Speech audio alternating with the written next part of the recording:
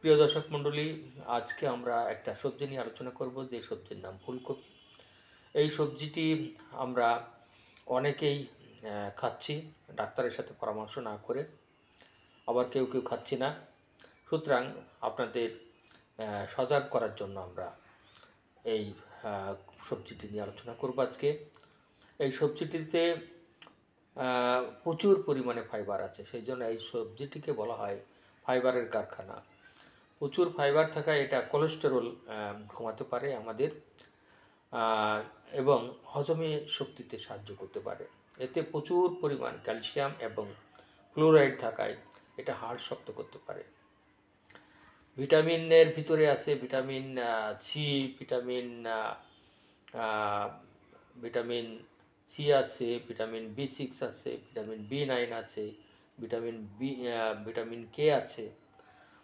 আর খনিজের ভিতরে আছে আমাদের পটাশিয়াম, ম্যাঙ্গানিজ, ম্যাগনেসিয়াম, ফসফরাস এবং কলিন।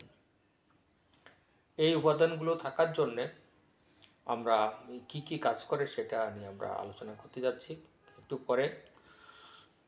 এইটা রক্তচাপ ওকে রাখে। রক্তচাপে আপনার যদি রক্তচাপ থাকে, ব্লাড প্রেশার থাকে, এইটা ফুলকপি খেলে আপনার কিছুটা ওকে রাখবে।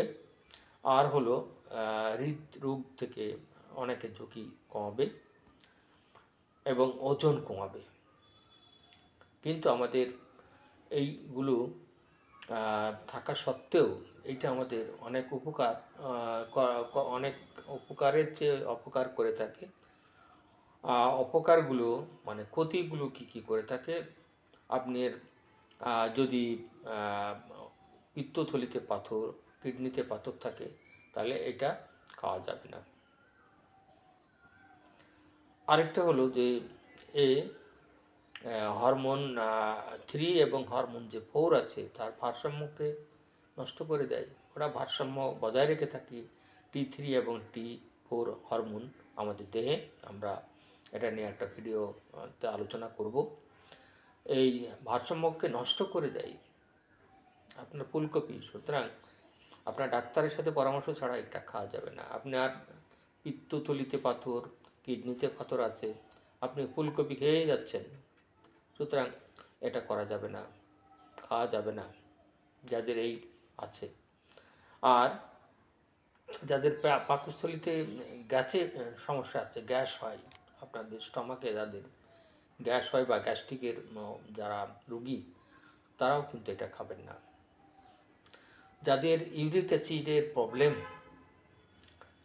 ইউরিক অ্যাসিড প্রচুর দেহে, তারাও কিন্তু খাবেন না।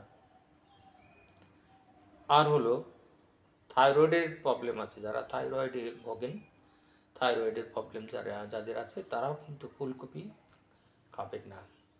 তার মানে আপনার পিত্তথলিতে পাথর আছে কিনা, আপনার কিডনিতে পাথর আছে কিনা আপনাকে পরীক্ষা করে জানতে হবে, এবং আপনার রক্তচাপ স্বাভাবিক কিনা সেটাও আপনাকে জানতে হবে।